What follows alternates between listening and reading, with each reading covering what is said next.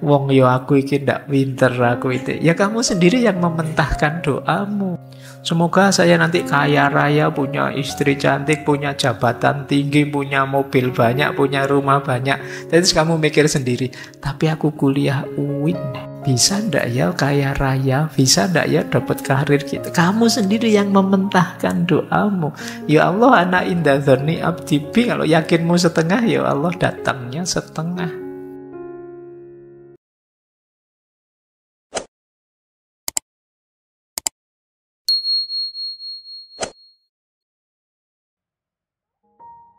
Assalamualaikum warahmatullahi wabarakatuh. Kehidupanmu, kata Gibran, tidak ditentukan oleh apa yang diberikan kehidupan kepadamu, melainkan oleh sikap yang engkau bawa ke dalam kehidupan. Bukan karena apa yang terjadi padamu, melainkan cara berpikirmu saat memandang apa yang terjadi. Kan sering saya contohkan, peristiwanya mungkin sama.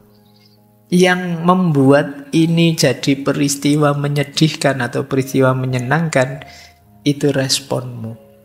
Ini lucu atau tragedi, itu responmu. Kamu minum, gelasnya ketendang terus jatuh. Bagi kamu yang gelasnya jatuh itu tragedi. Bagi temenmu itu lucu, maka mereka tertawa. Momennya sama, tapi caramu merespon berbeda, maknanya bisa jauh berbeda. Yang datang ke sini refreshing, pasti mendapatkan hal yang berbeda dengan yang datang ke sini inginnya belajar. Atau yang datang ke sini karena setia kawan saja, tidak enak diajak teman. Itu kan dapatnya beda-beda. Yang setia kawan nanti dapatnya tambah akrab dengan temannya. Yang nyari refreshing pulang dari sini seger. Yang niatnya belajar pulang dari sini dapat ilmu. Momennya sama, peristiwanya sama. Tapi caramu membaca dan merespon membuat buahnya bisa beda-beda. Jadi hidup ini ternyata tidak semata tentang apa yang terjadi, tapi lebih banyak tentang bagaimana respon kita, tanggapan kita terhadap apa yang terjadi. Kalau kalian anggap ini anugerah, bisa jadi anugerah, tapi bagi yang lain mungkin dianggap bencana, ya beneran jadi bencana. Kuliah itu anugerah apa bencana? Bisa saja. Kemarin Pak, waktu masuk awal-awal saya anggap anugerah Pak. Tapi sekarang kuliah 2-3 minggu berat sekali Pak. Jadi terus jadi bencana. Itu manusia. Jadi ternyata tanggapanmu terhadap hidup ini jadi kunci. Tidak melulu di peristiwanya. Jauh dari orang tua, positif apa negatif? Itu lagi-lagi tanggapanmu. Bagi yang lain, alhamdulillah Pak, jauh dari orang tua, bebas saya Pak sekarang. Kemarin opo-opo diawasi. Bagi yang lain, wah sedih saya Pak, jauh dari orang tua. Padahal orang tua itu jalan ke surga loh Pak. Kayakmu gitu. Jadi ternyata kita itu tergantung mindset kita. Makanya kadang-kadang kalau saya ditanya, Pak gimana Pak untuk mengatasi kesedihan, mengatasi masalah dengan cepat, yuk geser saja mindsetmu. Yang kamu anggap masalah ternyata bisa saja kamu bunyikan anugerah atau tantangan atau kesempatan untuk jadi lebih baik dan lain sebagainya. Makanya ini sebenarnya senjata yang sangat hebat untuk kalian jadi maju, atau bisa juga membuat kalian jadi mundur. Kalau mindsetmu meleset keliru, ya jadi masalah. Hadis qudsi ini mungkin sering kalian dengar. Ana inda dzanni abdi bi falyadzunna bi masya'a. Aku sesuai persangkaan hambaku kepadaku, maka silahkan mereka dengan anggapannya masing-masing sesuai yang diinginkan tentang aku. Ini Allah. Jadi ternyata Allah juga menunjukkan bahwa kita ini punya kuasa untuk menabur anggapan. Kalau di syarah-syarahnya hadis sih, kalau kalian menganggap Allah itu Maha Pengampun, ya akan diampuni dosa-dosamu. Sebaliknya kalau kalian, enggak, saya wis neraka, saya ini, ya inda dzanni abdi. Kamu nganggapnya begitu, ya itu yang terjadi. Wah, saya ini sudah rusak, Pak, sudah hancur, Pak, sudah tidak ada celah lagi saya bisa bahagia. Ya itulah yang terjadi. Wong kamu sendiri minta begitu. Apa tidak bisa Allah dari kamu sangat bawah jadi sangat tinggi? Bisa, cuma kamu sendiri mintanya begitu. Kamu sendiri merasa, Pak, saya tidak pantas, Pak, terlalu tinggi, saya tidak mungkin, Pak, bisa sukses. Nah, kamu sendiri mindsetnya begitu. Sama seperti lalat tadi. Meskipun Allah ngasih emas yang berharga luar biasa, tetap kamu milih sampah. Kenapa? Mindsetmu. Makanya ya monggo saja kata Allah, manusia punya karakter, oleh Allah dianugerahi keistimewaan bisa milih, mukhayyar. Kalian itu mau sangat patuh bisa, mau ingkar juga bisa. Penuh harapan bisa, putus asa juga bisa. Ya kamu milih putus asa, ya rasakan sendiri efeknya. Kamu milih penuh semangat, rasakan sendiri efeknya. Ana inda dzanni abdi bi. Kadang-kadang kita yang bikin ruwet hidup kita sendiri. Kita menafsirkan Allah secara sangat susah dan kita kesusahan sendiri. Menurut saya tidak mungkin Pak Allah mengampuni saya itu. Ya itu yang terjadi. Tafsirmu sendiri. Sering dulu ya saya ilustrasikan bagaimana kadang-kadang kita itu minta pada Allah, tapi kita sendiri tidak terlalu yakin doa kita dikabulkan. Ya Allah, ya inda dzanni abdi bi, Allah datang sejauh keyakinanmu. Kalau keyakinanmu hanya setengah, ya Allah datangnya setengah. Ya Allah, semoga nanti saya lulus kuliah ini cum laude. Tapi apa bisa ya saya cum laude? Wong yo aku iki ndak pinter aku itu. Ya kamu sendiri yang mementahkan doamu. Semoga saya nanti kaya raya, punya istri cantik, punya jabatan tinggi, punya mobil banyak, punya rumah banyak. Terus kamu mikir sendiri, tapi aku kuliah UIN. Bisa ndak ya kaya raya? Bisa ndak ya dapat karir gitu? Kamu sendiri yang mementahkan doamu.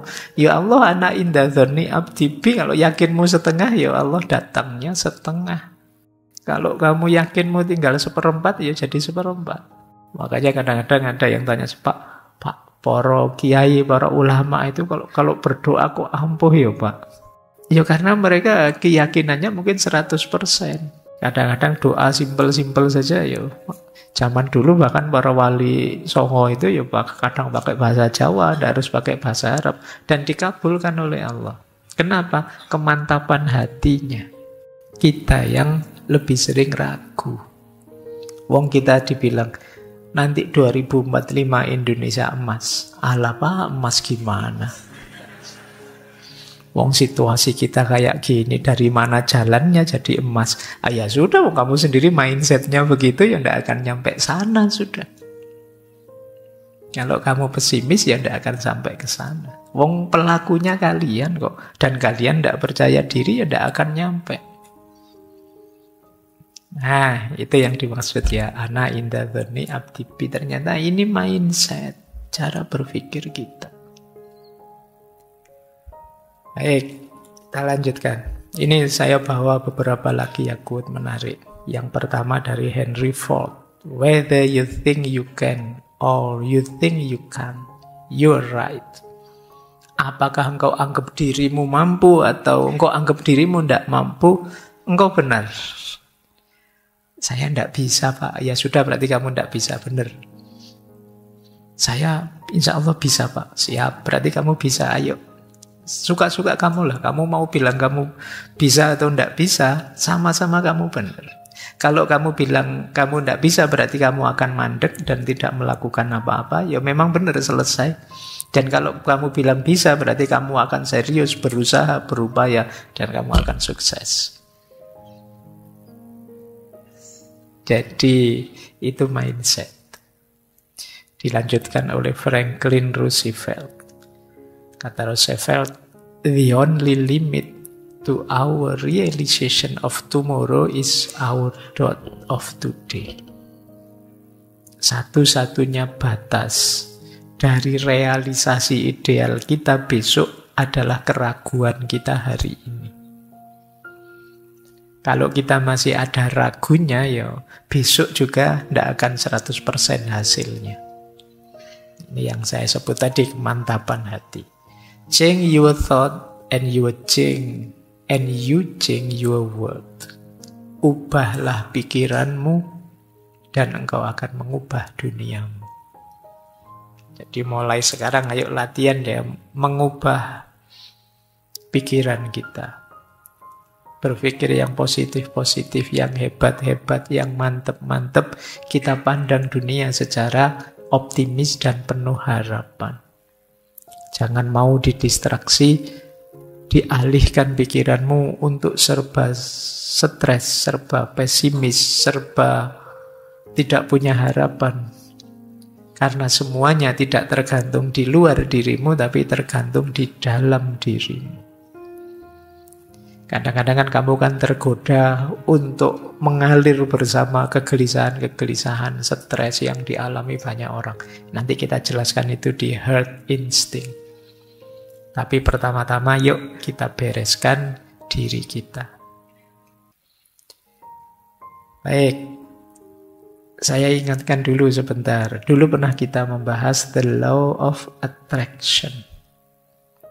Ternyata tidak hanya kita yang secara positif menyesuaikan dengan sekeliling. Kalau di the law of attraction kan bahkan alam semesta pun akan mengikuti apa yang kita pikirkan. Itu kan rumus pokoknya the law of attraction itu. Apa yang engkau pikirkan, itulah yang engkau dapatkan. Pikiranmu menentukan bagaimana engkau hidup. Pikiran yang negatif menghasilkan hidup yang negatif, pikiran yang positif menghasilkan hidup yang positif. Jadi kalau engkau positif, hidupmu pasti positif. Kalau mindsetmu negatif, ya hidupmu negatif. Apa yang kau pikirkan itu yang kau dapatkan. Saya kasih contoh ya. Tadi kalian yang kesini niatnya nyari wawasan baru apa? Nyari pikiran-pikiran filosofis baru. Ya kalian akan, ini ada ide baru nih, ada gagasan baru nih. Itu yang kamu ambil.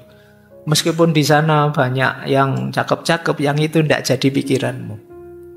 Tapi kalau kamu yang nyari yang cakep-cakep, sebagus apapun gagasan berseliweran di sekelilingmu, akan kamu lewatkan. Kenapa? Kamu fokus nyari yang cakep, yaitu yang kamu dapat.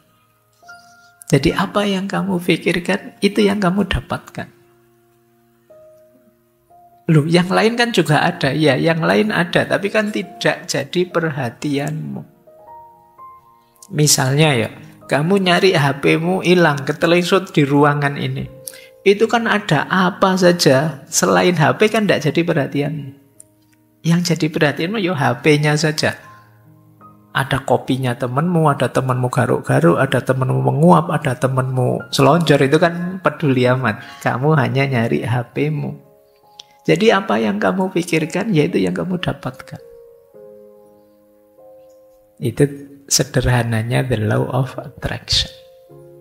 Jadi kalau hidupmu kok rasanya berat, jangan-jangan kamu sendiri yang membuatnya berat. Kok rasanya susah, jangan-jangan kita sendiri yang bikin rumit, bikin ruwet. Seperti dulu kata-kata Konfusius itu, manusia adalah makhluk yang membuat segala yang sederhana jadi rumit. Sekedar nyari warung saja untuk makan itu bisa diskusi panjang. Di sini ya, Anda enak sambil jalan. Sini aja yuk, nanti dulu siapa tahu ada. Terus akhirnya ndak makan-makan. Terus kadang, wah tadi lebih enak, ya terlanjur sampai sini kok. Terus itu kan kita bikin ruwet hal yang simple.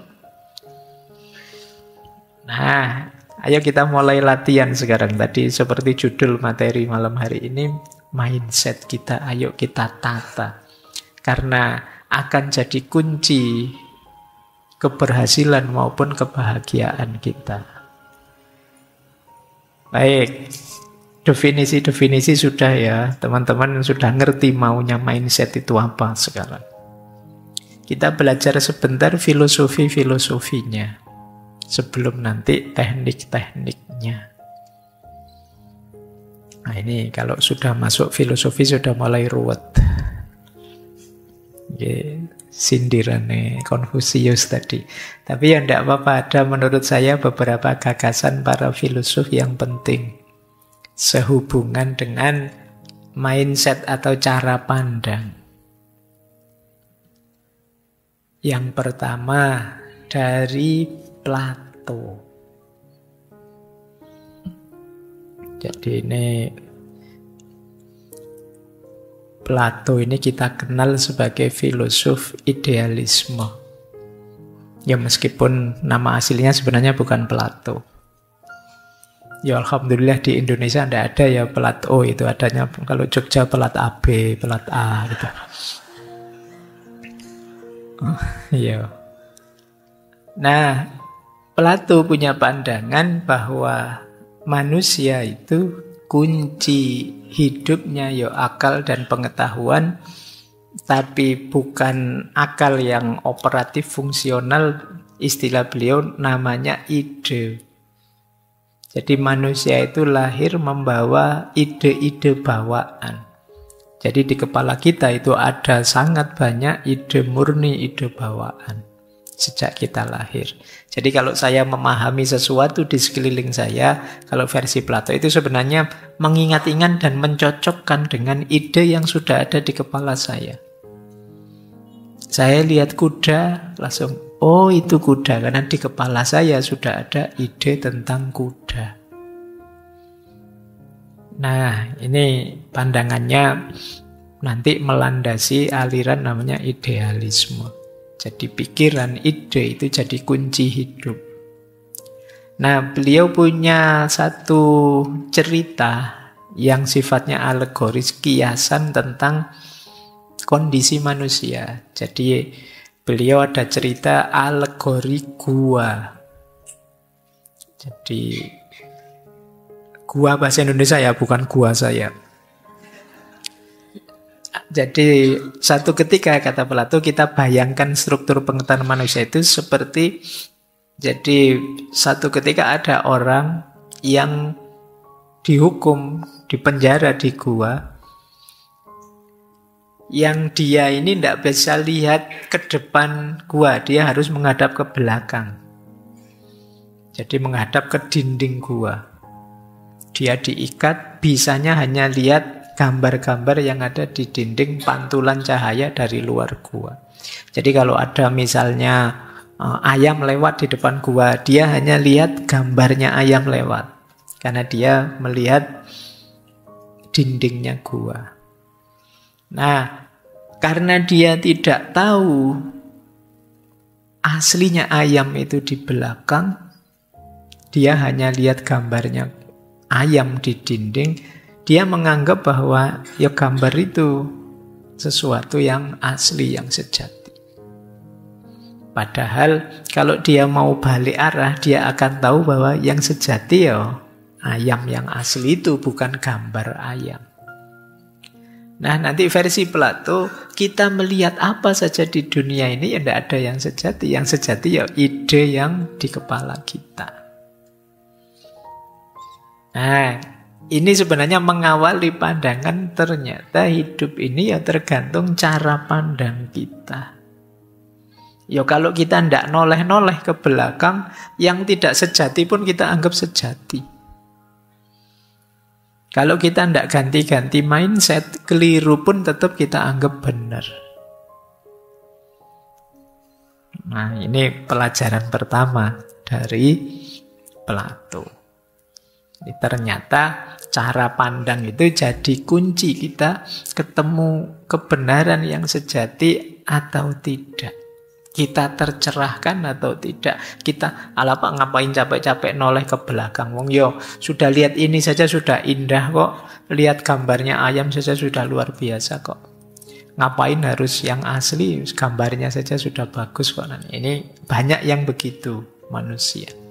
Tidak mau ganti mindset. Wong sudah jelas-jelas tidak asli, sudah jelas-jelas palsu, tapi masih ngeyel. Itu sajalah, tidak perlu nonton yang sejati. Itu pandangannya Plato. Kemudian dilanjutkan oleh Aristoteles. Aristoteles punya pandangan bahwa karakter kita, bagian dari mindset itu kan tumbuhnya nanti di karakter. Itu terbentuk karena pembiasaan. Jadi ini mungkin bisa digabung pandangannya Plato sama Aristoteles ini. Jadi versinya Aristoteles, ya kalau kita ingin ganti mindset bisa saja, kenapa tidak? Caranya apa? Dibiasakan. Pak, saya sudah terlanjur seperti lalat tadi ya Pak. Misalnya, loh ya kamu latihan, jangan jadi lalat terus. Kalau manusia bisa. Biasakanlah dirimu. Pak, saya itu jadi orang baik itu capek Pak. Misal.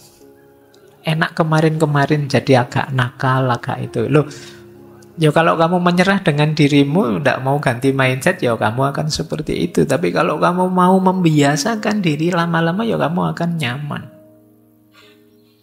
Ya, orang Jawa kan punya peribahasa tresno kuwi jalaran saka kulino. Ditelateni wae suwe-suwe ya seneng. Jadi dikulinokan, dibiasakan, nanti nyaman. Makanya rumusnya Aristoteles ya pembiasaan. Jadi kalau memang ingin ganti mindset, gantilah dan biasakan dirimu. Itu versi filosof awal Plato dan Aristoteles. Nah, tahap kedua, sekarang kita tengok yang kemarin-kemarin hype. Para filosof Stoik. Kita ambil dua ya, Epictetus dan Marcus Aurelius. Kalau versinya Epictetus, yang terjadi, yang penting bukanlah apa yang terjadi pada kita, tapi bagaimana kita menghadapinya. Yang tadi sudah kita singgung sedikit, itu sebenarnya kata-katanya Epictetus. Jadi ternyata kata Epictetus yang lebih penting itu pengendalian diri kita. Kontrol diri kita. Peristiwa luar itu bisa silih berganti, boleh jadi apa saja, tapi kuncinya pengendalian diri kita. Kalau kita bisa mengendalikannya dengan baik, ya kita akan nyaman, bahagia. Kalau tidak, ya sulit kita bisa bahagia. Kalau kita masih terpengaruh oleh banyak hal di luar diri kita akan sulit bahagia.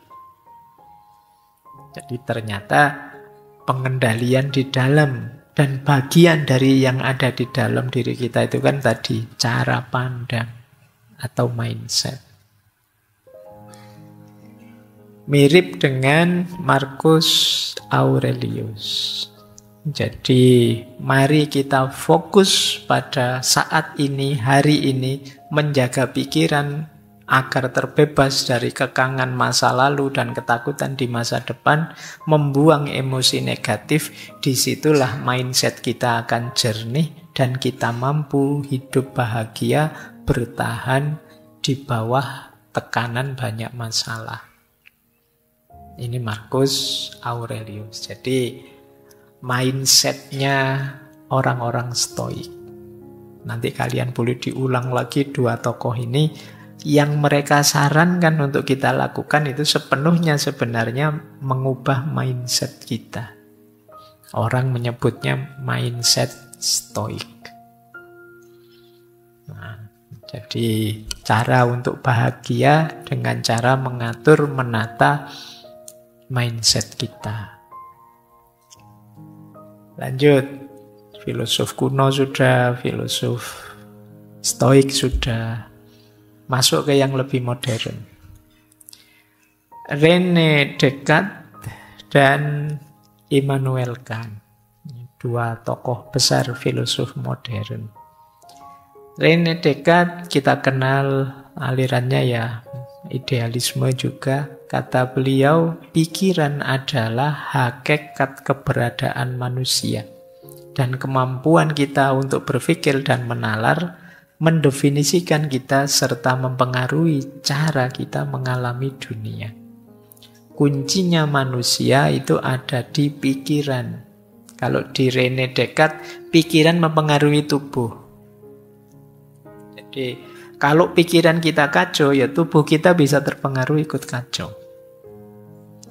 Semuanya berawal di pikiran.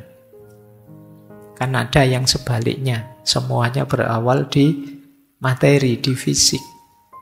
Kalau fisiknya sakit, ya pikirannya kacau, Pak. Tapi kalau di René kan enggak, lebih banyak pikiran yang mempengaruhi tubuh. Ada orang yang fisiknya sakit, tapi pikirannya longgar saja, nyaman saja, senang saja. Tapi biasanya kalau orang pikirannya kacau, pikiranmu tidak karu-karuan, stres, depresi, tubuhmu terpengaruh. Kamu jadi males mau ngapa-ngapain. Pikiranmu adalah pikiran tipe males misalnya. Loh kan efeknya ke tubuhmu, kamu tiap hari rebahan, disuruh apa-apa tidak mau. Saya rencana saya banyak, Pak. Yo hanya rencana. Tidak ada yang jalan satupun. Jadi kemarin libur 2 bulan ngapain aja? Yo, saya sebenarnya ingin ini, ingin itu, Pak. Yo akeh tunggale. Kalau cuma sebenarnya ingin ini, ingin itu. Bila kamu sudah melakukan apa? Nah ini makanya kalau di René Descartes pikiran itu nanti yang mengontrol fisik. Dialah yang menyuruh jasad kita untuk melakukan ini itu. Ya berarti memang mindset itu menggerakkan kita. Ditegaskan lagi oleh Immanuel Kant, ya, pengalaman kita dari luar itu nanti akan diserap oleh pikiran kita. Jadi tadi loh, kita ngalami ini, pikiran kita nanti yang membahasakan. Ini besar, ini kecil, ini enak, ini tidak enak, ini kualitasnya, ini kuantitasnya. Itu kan pikiran semua yang mengkategorikan. Kalian duduk saja sejajar, pikiran yang ngatur. Ini lurus, itu belok, itu pikiran yang membahasakan. Jadi pikiran akan menjadi penyaring pengalaman. Dialah yang membahasakan pengalaman. Maka kalau pikirannya ngaco, ya pengalaman sebaik apapun akan dikacaukan oleh pikiran. Jadi ya seperti sering saya contohkan, kalau pikirannya ngeres, mau lihat apa saja ngeres. Pikirannya buram, lihat apa saja buram. Jadi pikiran itu mirip kacamata kalau untuk hal yang fisik. Kalau kacamatanya merah, ya kalian lihat tembok yang kuning itu jadi merah. Kalau kacamatamu hijau, lihat tembok yang warnanya putih jadi hijau. Yang warnanya biru jadi hijau tambah biru jadi apa? Hijau tambah biru kok pink.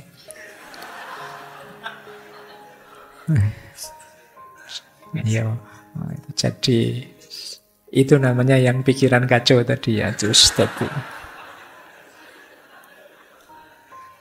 barang benar-benar jadi ruwet lagi.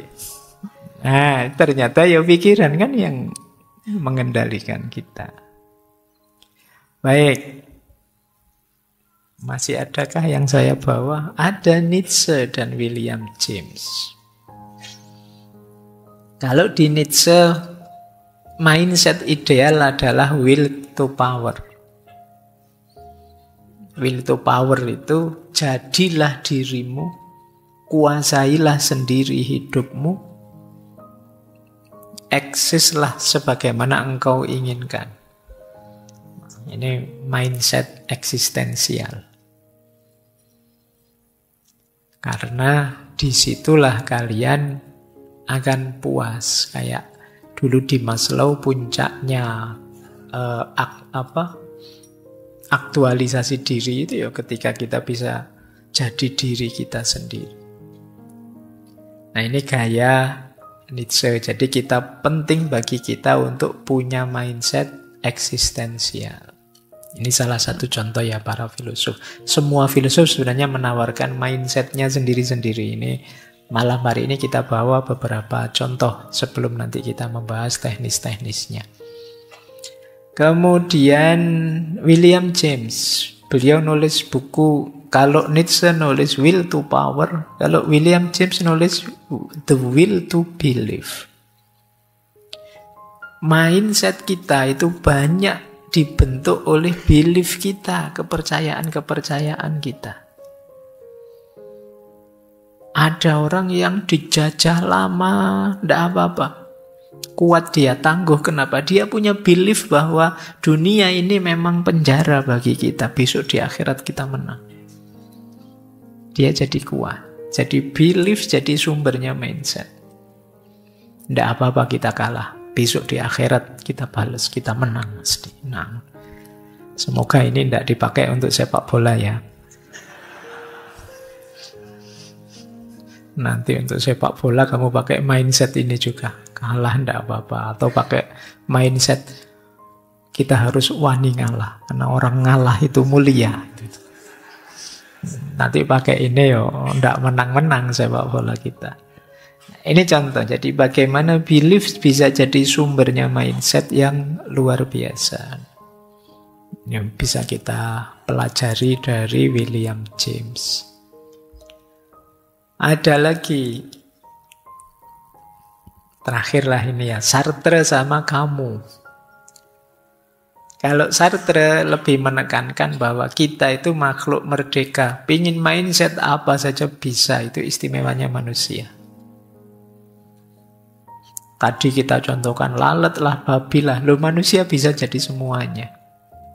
Kamu pengen jadi orang kurang ajar, setengah kurang ajar, seperempat kurang ajar, bisa. Itu istimewanya manusia.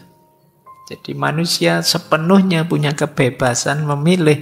Meskipun ada efek, dia harus tanggung jawab. Kalau di versi Sartre, ya kebebasan itu bukan nikmat, tapi kutukan. Karena bebas, maka kita harus bertanggung jawab. Jadi versi Sartre, mindset itu suka-suka kita. Kita punya kuasa penuh untuk membentuknya. Kemudian kamu, dulu kita pernah membahas beliau di absurdisme. Kalau versinya Albert, kamu hidup ini absurd. Mudah sekali kita terhanyut dalam ritme hidup yang absurd tadi. Maka penting bagi kita untuk melakukan pemberontakan, pembangkangan, kata beliau. Jangan mau begitu saja ditelan oleh arus. Kita harus berani melawan. Dan untuk itu diperlukan mindset yang teguh, mindset ketekunan, keseriusan. Jadi pemberontakan dan ketekunan nanti jadi kunci perlawanan terhadap absurdisme. Hidup itu pasti absurd, tapi kita bisa melawannya dengan jadi diri kita sendiri. Apa yang kita inginkan, apa yang ingin kita wujudkan. Baik, ini satu ilustrasi ya teman-teman bagaimana para filosof juga sibuk menawarkan mindsetnya masing-masing. Filosof itu kan alirannya macam-macam, masing-masing aliran menawarkan cara pandang tertentu terhadap hidup. Ya ini untuk mahasiswa filsafat harus kenal wacana-wacana semacam ini. Baik, filosof-filosof sudah ya, kalau dilanjutkan kamu puyeng. Sekarang kita masuk ke yang lebih praktis, teknis-teknis. Ini yang saya sebut menata mindset tadi. Saya awali dari kategori yang sering sekali disebut orang. Ada positive mindset, ada negative mindset. Apa positive mindset itu? Positive mindset itu satu sikap mental yang fokus pada kebaikan. Jadi dia selalu positif menghadapi situasi apapun. Selalu optimis dan yakin meskipun ada banyak masalah, kita mampu kok menyelesaikannya. Ini namanya positive mindset. Jadi cara pandang terhadap hidup yang serba positif. Yang dilihat positif, apapun itu ya dilihat sisi positifnya, kemudian optimis, kemudian percaya diri bisa menyelesaikan apapun tantangan hidup. Ini orang yang punya positive mindset. Kalau kalian masih sering pesimis, masih sering galau, masih mencemaskan masa depan, itu kemungkinan mindset kita belum terlalu positif. Cirinya apa positive mindset itu saya bawa beberapa ya. Orang yang mindsetnya positif, yang pertama dia optimis. Jadi optimis itu kan sederhananya yakin bahwa besok akan lebih baik. Iya sih sekarang ada masalah, tapi pasti besok akan membaik masalah ini. Jadi optimis itu bukan berarti lari dari masalah, tapi yakin bahwa masalah ini akan terselesaikan. Wong manusia itu canggih. Coba ya kalian renungi hidupmu. Kalian pasti kan sering takut ini, takut itu. Mau kuliah takut, iso ndak yo aku nanti kuliah. Mau lanjut S2 bisa ndak ya? Saya S2, wong S1 aja pontang-panting dikejar-kejar misalnya. Sekarang kok S2? Itu kan akhirnya kamu masuk S2. Ternyata ya jalan. Ketakutanmu selama ini ternyata ndak terbukti. Ternyata yang sebelumnya itu ya ketakutan-ketakutan kosong. Ini kan namanya kamu ndak optimis sebelumnya. Padahal kalau kamu optimis, mungkin yang kalian rasakan sama, tapi kamu nyaman terus, enak terus sejak awal. Jadi, ya optimis tidak jaminan kemudian semuanya beres, tapi dengan punya mindset yang optimis, hidupmu lebih gembira, lebih ceria. Kan ada orang itu yang pikirannya serba negatif, tidak bisa optimis. Temennya bergurau tertawa, jangan banyak tertawa, hatimu akan jadi keras. Kalau hatimu keras, maka kamu ya. Jadi hidup ini rasanya beban sekali, berat sekali. Seolah-olah Allah itu ngasih kita beban saja dalam hidup. Kita ndak boleh gembira, ndak boleh senang, ndak boleh tertawa-tawa. Jadi ini yang saya sebut mindsetnya pesimis. Perilaku-perilaku yang gampang menyeret kita dalam situasi putus asa kalau kita ndak optimis. Ini ciri pertama. Ciri kedua, resiliensinya tinggi. Orang mindset daya resiliensi itu daya untuk bangkit kembali. Meskipun jatuh, berdiri lagi. Gagal ya, bangkit lagi. Itu daya resiliensinya tinggi. Ya, resiliensi itu kadang digambarkan ada bouncing out, ada bouncing back, ada metamorfosis. Bouncing out itu misalnya kalian hidup di tengah situasi yang pahit sekali di tengah situasi yang tidak mungkin, tapi tetap kalian bisa tumbuh hebat. Ini namanya kalian bisa bouncing out, bisa keluar, masih bisa. Temenmu ngaco semua, tapi di tengah teman-teman yang ngaco saya masih bisa beres. Itu daya resiliensimu tinggi. Jadi yang pertama ada bouncing back. Kalau bouncing back itu ya tadi, jatuh bangkit lagi, jatuh bangkit lagi. Semester lalu dapat nilai E, diulang, dapat E lagi, diulang lagi, dapat E. Enggak apa-apa. Dosenmu sampai capek tapi kamu bangga. Saya Pak, resiliensinya tinggi Pak. Saya hebat Pak, saya tangguh saya Pak. Nah, itu resiliensi, jatuh bangun lagi, jatuh bangun lagi.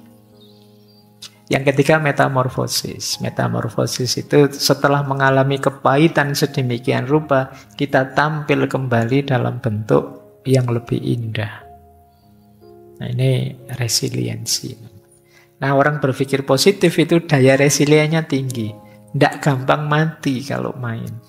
Tidak gampang jatuh, tidak gampang kalah. Jadi mungkin yang lain hebat, tapi kita tangguh. Tangguh itu ya kadang-kadang kita jatuh juga, kadang-kadang kita terjungkal juga, kadang-kadang kita kalah juga. Tapi bukan alasan untuk kita berhenti. Lanjut, bangkit terus. Nah ini yang disebut resilient. Kemudian bersyukur. Orang yang mindsetnya positif itu pasti banyak syukurnya. Karena dia melihat sekelilingnya banyak anugerah-anugerah. Banyak hal-hal yang positif. Kebalikannya nanti orang negatif mindset lebih melihat sisi negatifnya. Nah, orang yang lebih banyak melihat hal yang positifnya itu kan jatuhnya banyak bersyukur. Alhamdulillah. Jadi misalnya kalian melakukan ini itu, ada kurangnya ini, ada kurangnya itu. Tapi kan pasti tidak 100% berkurang. Mesti ada bagian tertentu yang positif, bagian tertentu yang enak. Nah itu yang dilihat sehingga membuat kita bersyukur. Saya pernah ngalami itu ya, zaman mahasiswa dulu. Naik bis, sama bisnya dioper-oper. Sampai 4 kali. Oh itu kan jengkelnya luar biasa. Tapi orang sebelah saya, dengan santainya dia bilang, enak ya mas, bisa ngalami macam-macam bis.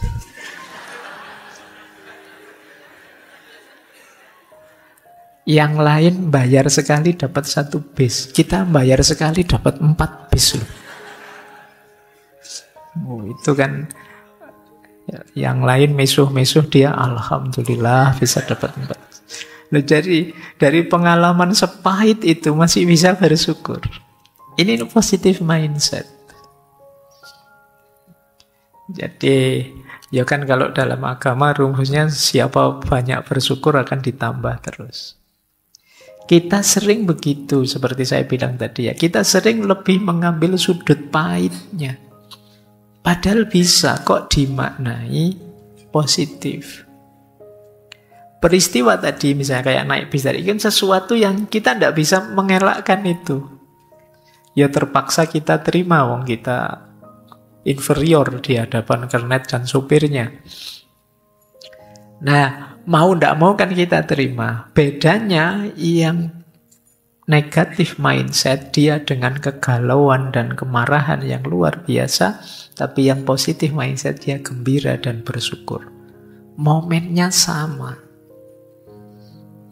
Itu bedanya orang positif dan negatif. Ayolah kalau kalian bisa latihan seperti ini, kalian akan lebih bahagia.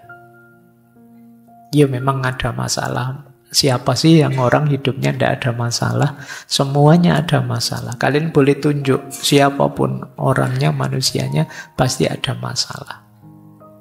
Tapi ada orang yang membahasakan masalah itu sebagai kekalahan dirinya, ada yang membahasakan masalah itu sebagai tantangan untuk ditaklukkan.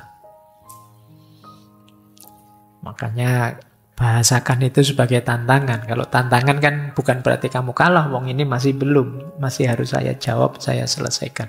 Tapi kalau kamu maknai sebagai kekalahan, ya kamu selesai. Kamu mandek. Baik, setelah rasa syukur ada percaya diri. Yo, ini gandengannya optimis pasti. Orang optimis ya jatuhnya percaya diri. Orang yang percaya diri lebih mantep. Apa saja yang dilakukan dia mantep dibandingkan orang yang masih ragu-ragu. Apalagi orang minder, tidak percaya dirinya sama sekali. Kadang-kadang kita terbawa oleh, kan kita sering di Indonesia itu, jangan sombong loh ya, jangan itu ya, terus kita merendahkan diri. Tapi kadang-kadang secara tidak sadar kebablasan. Sehingga jatuhnya kita terus jadi minder, tidak percaya diri.